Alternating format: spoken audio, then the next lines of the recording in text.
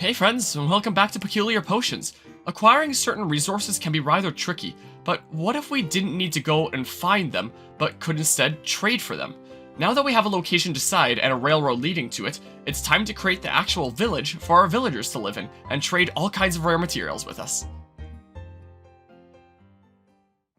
Well, it's another quaint autumn day here in the Hideaway, with autumn over there and winter over here. Bit of a difference in climate just over the border. Fun fact, this is totally what the US-Canada border looks like in real life, I assure you. Anyway, so I've been gathering materials over at the location for... Wait. I need to make a minecart.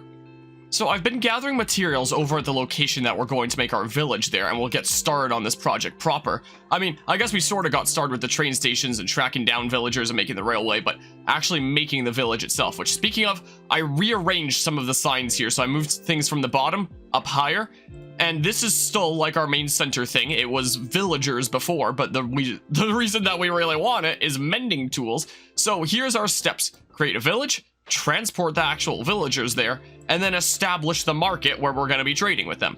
And that will lead us to mending tools. Of course, we're also going to want to make the dungeon farm back there so we can actually repair the mending tools and make a slime farm over in there so I can actually make more leads and useful things like sticky pistons and all that fun stuff that I can't really make right now. So that's the plan.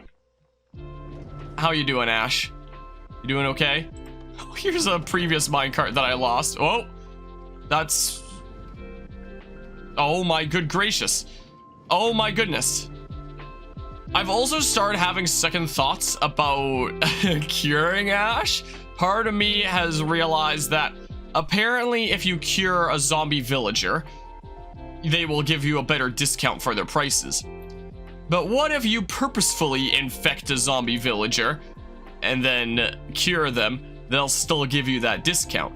And a normal zombie is going to despawn, but we just so handily have Ash over here who's not going to despawn because of the name tag there. So we shall see. We could always infect someone else and then switcheroo there. They probably won't despawn if they're an actual villager that was turned into a zombie rather than a randomly spawning one like you. But we shall see. Maybe any villagers that misbehave will be sent to Ash's pen. I don't know. We shall see how things go. So we've got autumn leaves here, even though it might not make a whole lot of sense for the surroundings here. I should put some torches over there. Did I bring coal? I brought a lot of materials. Let me show you all the materials that I brought along here. So we've got a whole bunch of plant stuff. All right, yeah, there's plenty of coal and stuff. Plenty of foodstuffs. I guess this is what some beetroot seeds changed to, I guess that is. A whole bunch of things so we can establish some farms around here, potentially have some things to trade with villagers. All kinds of goods there that may be handy dandy. A whole bunch of plant stuff that might be good for materials, might be good for trading. Furnace fuel to last for 3,000 years. A whole bunch of building materials over here. Got some more copper. I do have some iron over here, so yeah, a decent bit of my iron is here. I have another name tag in case something rare spawns again. Some emeralds to trade, some soul sand in case we want to make some water elevators. So yeah, we're stocked up over here. Something that I also found out when I let the grass expand around here is that if the grass isn't exposed to the sky, it's going to need like a pretty decent light level to actually spread. So one of the first steps is just going to be getting grass from over there down here and filling this all in with grass. So we'll see how this goes. I'll have to make a convenient way down, but for now, this will be the one way down. Wait, are those magma blocks? My goodness, they are. Huh. Ow! Ah! It's hot. This is a bit of a deep pit, huh? Huh. Well. Yeah. We, could establish maybe a little docks or something like that here in case any villagers want to go fishing. Or maybe not. I don't know. I should probably also spawn-proof more area before getting too carried away. I wouldn't mind having this turn into some sort of a lake down here and then become like a river that goes through. Would be cool. I don't really know how we're gonna do this, but I figure we may as well get started and just see what happens. We're finally getting the village underway with the market. First by starting by making a dirt bridge down so that grass would actually be able to spread down here. Now, this is a bit of an exciting project because even though we have been working at the village project for the past few episodes now, It's like we're actually getting started on the village part of the project. We're actually making the marketplace where we'll one day be trading. I still had a lot of dirt around back from previous projects in the hideaway where we've had to terraform some areas, but it wasn't exactly an infinite supply. But I figured I'd use what I had, first make this initial ring around so that grass could start spreading, so that while I'm working on this build, grass could be spreading in the process. And evidently, it was not enough, so there would be a couple times I would have to trek out of the underground village and start getting some more dirt to bring over there.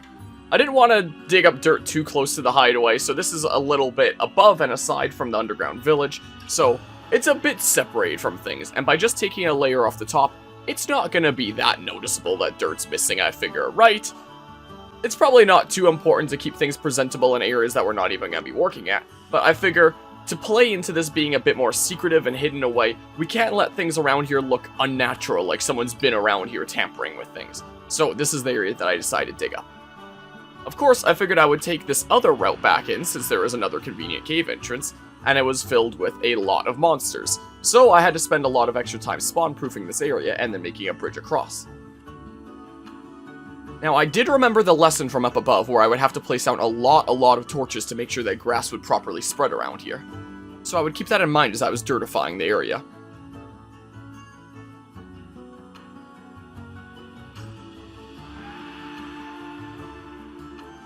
Of course, I would try to dig up coal and iron and other minerals that I would find as I was going by, just to make sure that they weren't going to waste, because once they were covered up with dirt, there was no way I'm ever digging that back up again.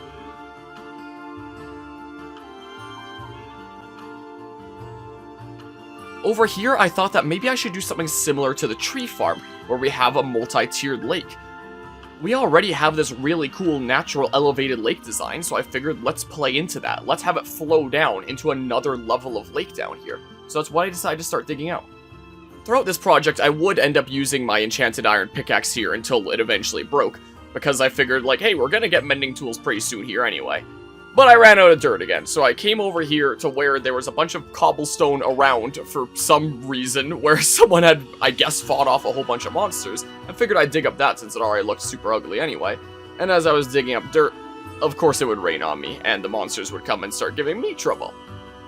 And as you can see, I got struck by lightning during a time lapse again. I don't know what issue Zeus seems to have with me, but that was the deciding factor that convinced me to just come back the following morning after it had finished raining. My goodness gracious, there was no lightning rods to protect me out here. And of course it started raining again! So I went and slept it off again. My luck is unreal, but I felt like I finally had enough dirt to finish what I set out to do here, thank goodness. Wouldn't need to sit outside again. And at least if it's raining during this build, I'm not gonna have to worry about getting struck by lightning because we're underground. So that was a big relief, at least. So I'd finish filling in the corner area over here.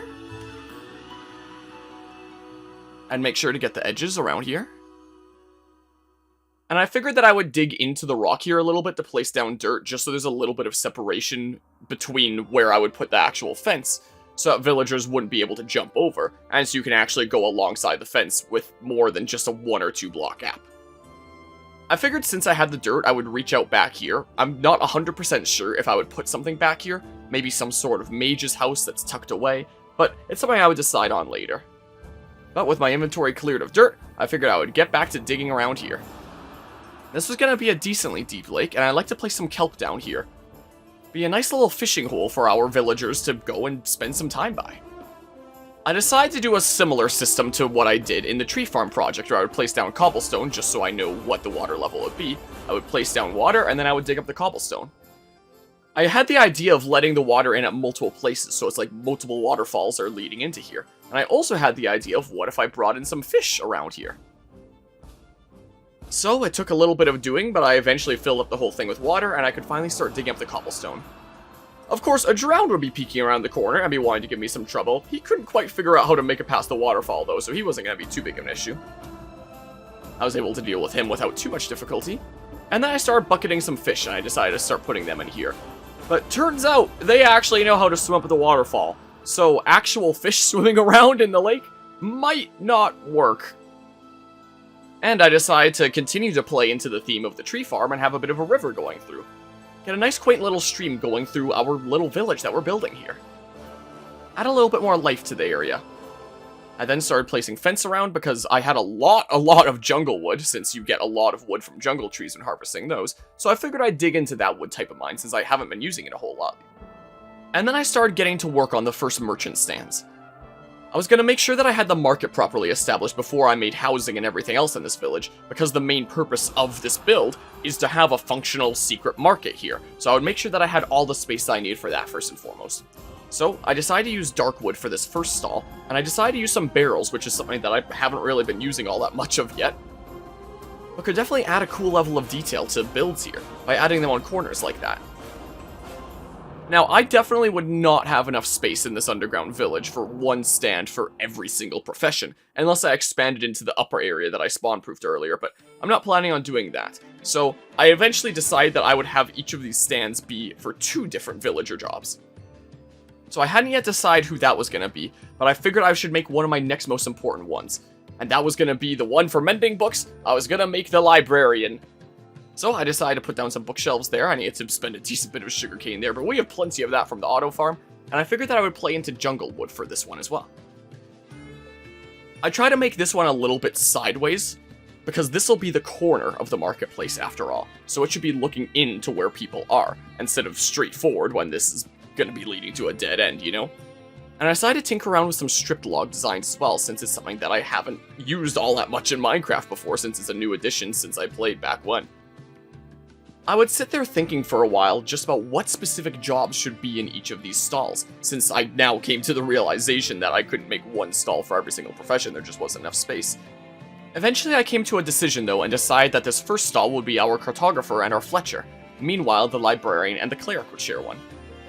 For this next one in the other corner here opposite of the library, I figured that I should make a smeltery, someone that works with metal and makes the weapons and armor that we like to use. So I decided to use stone bricks for this design, and I figured that I'd make something that looked a little bit like a smeltery by putting some lava in there. Since I had so much copper, I figured I'd play that into the design as well. I'd add some furnaces over here. I couldn't quite settle on a design for a while. On the corners I decided to use dark wood because I figured darker colors for this kind of profession. And I didn't put a roof all the way over, just kind of over the most important stuff. But roofs aren't the most important thing here since we're underground anyway, so I figured not that much of a roof, let the heat rise up and not, you know, heat up that entire stall. I decided to build this next one into the pillar in a sense, so its back wall is right against this natural stone pillar that helps support the cave. Since I hadn't used birch yet, I figured I would play that into this next stall. You can see the first autumny tree was just able to grow over there, a nice little corner piece to the fence. And I hadn't been using all that much in the way of campfires, but it turned out really well for the animal farm project, so I figured I would use some campfires for this as well.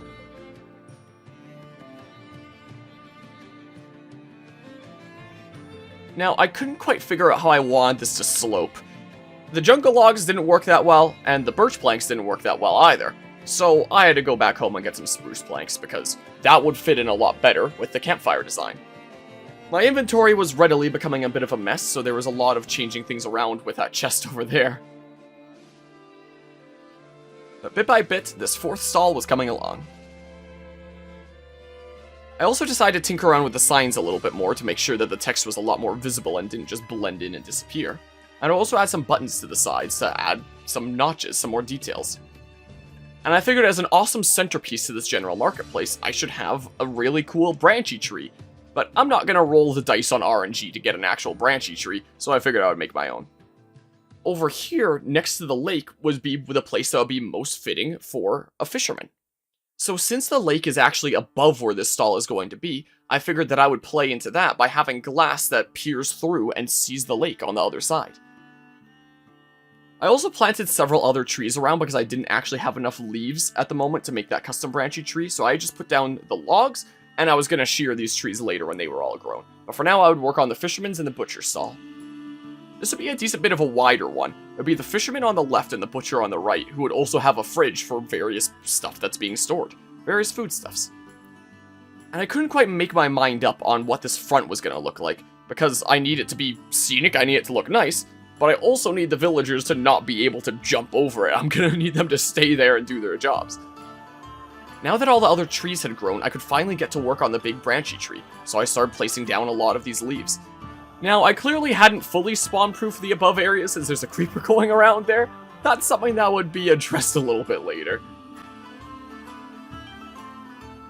And I needed to make one last stall. Now, there isn't actually an even amount of professions that villagers can have. It's an odd amount. So if I was going to have pairs, I would need to either have one standalone or one stall that wound up having 3. So I decided to make like an ultra-wide stall for this one, and I would have the last 3 professions contained within here. And I wasn't quite sure how I was going to organize them at first, so I tinkered around with a couple of designs in my mind, until eventually I just started throwing it together and seeing what came of it. I would have to adjust my slope a little bit, get the spacing between everything just right.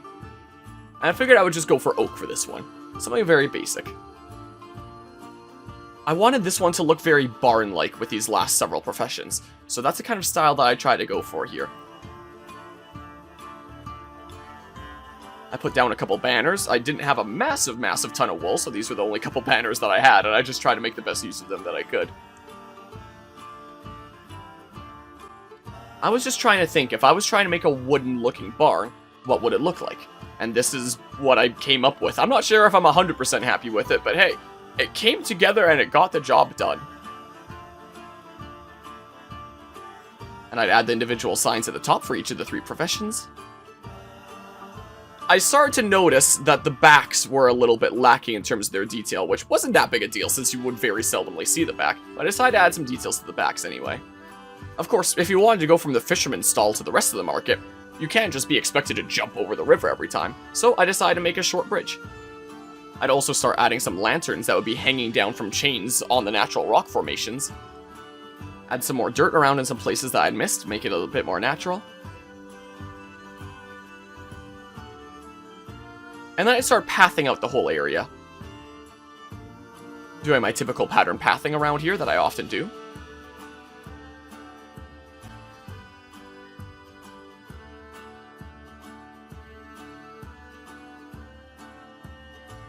But then I needed an actual way to reliably get up and down rather than just swimming up and down that waterfall over there. So since I brought over a couple pieces of soul sand, I decided that I would make a water elevator that connected right to the station, because this stone pillar was conveniently right underneath the train station since I kind of played the train station into it. So I figured, what if you went to this natural pillar and there was a water elevator secretly contained inside as an easy way to go up and down?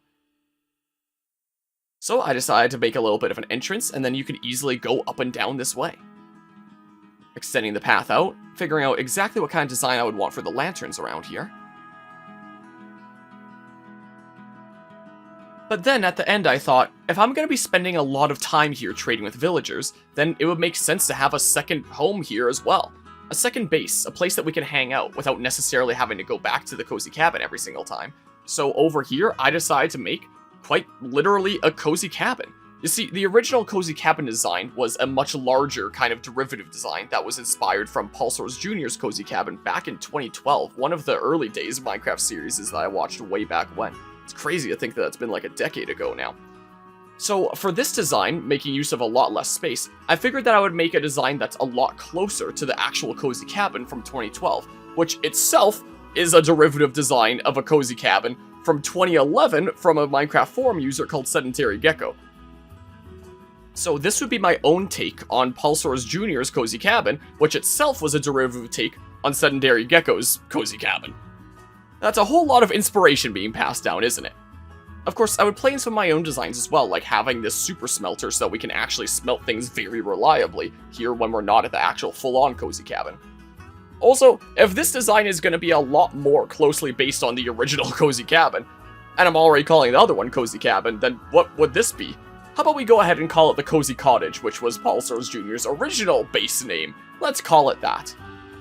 Now, initially, I figured since I have all these different wood types, now that I have access to all these different wood types with the tree farm back at the base, that I should try doing birch. But it looks so ugly, so I took it down. I figured if I was going to mix and match, maybe I should use dark wood and spruce because they're both like a very dark brown type of wood. Birch was just a little bit more out of place. One of the things that I really liked about the cozy cabin design from 2012 was that it actually had a window on the bottom floor that peered down into this cave below. It wasn't all that much of a cave in that video, it was more of like a very small opening and a bit of a stream. But here, we have a lot more to work with. So I dug a little bit of a hole underneath this build and have a whole glass floor section, as you can see on the inside there, for you to peer down to the insane cave depths down below. As you can also see, there was a little bit of a visitor, a little bit of a zombie visitor, that wound up getting himself stuck in a minecart over there. So since he wasn't bothering anyone anymore, I just let him be. I just let him have at it. So I was trying out this mix of spruce and dark wood, but it honestly didn't work all that well. So eventually I just went around and I replaced all the spruce with just dark oak, except for some of the stripped spruce logs. Some of those I left around, but apart from that, I replaced it all. I thought mixing matching could look cool, but I did not have the talent to make it work, so I gave up on that. I know that a roof isn't all that necessary when we're underground, but I guess just in case of falling debris. And so we have the culmination of 8 hours of work on terraforming, building the market, and building the cozy cottage here. Conveniently right next to the railway, it should serve as the perfect base of operations for whenever we're spending some time here. And if we take the water elevator down to the village below, we'll immediately come right into the market, the very first thing that we'd want to go to while we're here. The very first stall being the fisherman and the butcher right next to the lake there. We can come across the bridge over here to see the tree marking the center point of the marketplace. Next up is the cartographer and the Fletcher stall, followed by a small library of sorts for the librarian and the cleric. Of course, can't forget the armory for the armorer and the weaponsmith, right across from the stall for the toolsmith and the stonemason. And then finally, with the long stall over here, we have the place for the farmer, the leather worker, and the shepherd. And with that, we now have a proper place for every villager occupation. We've completed the marketplace. Alright, well, it is a fresh new day here in Underground Village. Just had a little bit of a sleep there. Everything's all set up and ready to go on the interior here. And we can just go ahead and wander out here. And while it's still going to be a while before we have the entire village properly set up, we now have a proper marketplace to actually be able to trade things once we get villagers in here. And thankfully this is all safe here. This is a little bit less safe because this guy's still hanging out. Alright, you just keep living your best life there. Ash is living his best life over here. If ever we want to go from here, the little miniature version of the cozy cabin, all the way to the marketplace, we can just do so through this way, and all of a sudden here we are down in the market. This build wound up taking a decent bit longer than expected. This episode wound up taking a decent bit longer to get out than expected. I mean, I started doing this when I was still doing the autumn-y kind of texture pack, but by the time that this whole thing is done, it's like, oh, well, it's not quite autumn anymore. It's like the end of November right now, and it'd be more fitting to have a wintry texture pack now. So, whoops, I do apologize for my struggle to keep these getting out consistently, but I'm trying my best. I'm trying to get big projects like this fleshed out. Gonna have to very soon here get to building the rest of the actual village, and that's gonna be a big endeavor. Yes, that's how words work. Definitely gonna have to do a lot of harvesting on my tree farm in preparation and get things sorted out here. But the actual marketplace itself is done, and we have room to expand the actual village itself if we ever feel so inclined. Wait, did I run out of fence here or something? No. That's not great, is it? Oh. Huh. I don't have any vents in my inventory. Also, yeah, that, again. So, sometimes it be like that. Huh. I mean, they're not gonna wander that far, right? They're not gonna go that far from their homes when we build that. Ooh, the lighting is being weird. Ooh. Weird. I feel like I'm playing Pokémon Scarlet and Violet right now. It seems like it's still gonna take a little while for grass to spread over this way, so I put down some more torches. I don't have any torches in my inventory right now. I'll put a lantern there, I guess. It's the only light source I have in my inventory right now. So, this is a big project. It's probably gonna be the last big project that we do for a little while, so I kind of want to see this through to the end, and then it's done. Then we have our village, and everything will be fine and dandy and wonderful. I wonder if I should put a different bottom layer to this. I'll consider it when I'm putting down the houses and stuff. But yeah, it's done! Isn't it great? Maybe? I don't know. It'll be a lot more great when there's actual, you know, villagers here to enjoy it. And hey, maybe the day will come that we'll have, you know, not just NPCs, but other players around here all just... Whoa, my mouse is being weird. Maybe other players here as well to partake in trade, just some quaint life down here underground, and being able to get little hints of sunlight from over there. I don't know if I'm ever going to put stuff up there. Oh, that gravel's a little bit concerning. It's something that I'll definitely consider, but we'll see. And as for putting down houses, I don't really have a plan right now. I should make some different plots, some different places where people can have various occupations like farmers and stuff. Because while villagers will have occupations within these, I need ones where they can actually keep on doing their job in a way that helps the village, like farms, for example. Being able to help the village continue to grow by giving food. I think that there are machines that you can make, well, build contraptions of sorts that will just automatically make villagers. But I think I'd rather it be organic. Have some farmland and let the villagers kind of expand on their own. Put down a lot of beds. I'm going to need to shear a whole bunch of sheep, so it's not going to be any fancy colors. It'll just be whatever colors are available on my sheep. But before the next trip over here, I am definitely going to need to stock up. Those are so fun. I have no idea when the heck water elevators were added to Minecraft, but I'm so glad they were. Do you mind, good sir? Yoink! Okay, bye. Okay, bye. See you! I'll be back soon enough to work on the next project. But yeah, now we have a proper home here, and apart from going to the hideaway, that is so loud, I'm so sorry. I turned down the game sound in the volume mixer a little bit. Anyway, as I was saying, apart from going to the hideaway to get things like trees for building materials, we can be pretty self-sufficient there now as a thing, especially once we get things like farms established and are able to start trading with villagers. So, you know, once the main builds are done, and we don't have to worry about, you know, making any more new big builds over in the... No, not again. Please, please, please, please. Oh my goodness, that's spooking me here. Once the village there is properly established, we'll be properly self-sufficient, and we can even just hang out there if we want to. You know, it's not like I don't like the hideaway or anything like that. It is pretty quaint and chill. It would be more so if it was snowing right now, considering it is the beginning of December at this point, basically. But, you know, sometimes it can be good to have a little bit of a change of pace, you know? Because, oh my goodness, those are growing up high. I wonder if there's a way to stop the growth of bamboo. I'll figure it out another time. But, you know, sometimes you might not always feel comfortable in the same place too long. Can't get too relaxed. No? Wait, why is there a fence there? Huh? There's no major damage though, right? It's just the porch is all messed up here. Oh man, I don't know why I suddenly have allergies to the porch being messed up, but apparently I do. Thanks for saving the game server. I don't know what's going on there, but it really makes me wonder if, you know, it wouldn't be a bad idea to not be putting all your eggs in one basket and be able to have other ventures like that. That's strange. I'll fix this when I get the chance. That's strange because no one else should know where this is, I don't think. So, when it comes to the signs, though, I would take this sign off, but did we? Well,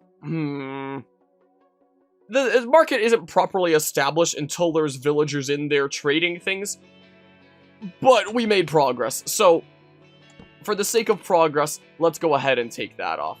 So, we're still gonna have to make the rest of the things for the village, transport villagers, and then I guess the villagers actually trading would play into this and us properly getting mending tools and us being able to repair those and make the best use of the enchantment table. I do apologize that, you know, it's taken so long before we're actually getting potions, the whole name of the series here with Peculiar Potions. But I want to get decked out. I want to get very prepared before we consider going to the Nether, because that's no laughing matter there. I know that I was just talking about establishing bases in other places, but I'll do it somewhere a little bit safer first before we trek out to some place like that. I want to get properly safe and established, and then we'll eventually get the peculiar potions and stuff. But first, the first little bit of magic we're going to establish is going to end up being mending tools, even though this will have taken basically a year at this point, because this wound up being a much bigger time investment than I initially anticipated. My goodness gracious. But we're gonna get there, we're gonna do the thing, even if there are some roadblocks along the way. We're gonna get there. You're not gonna shake my determination here. It's gonna happen. So with that, thanks all who stopped by to tune into another episode of Peculiar Potions, and until next time, take care, and see ya.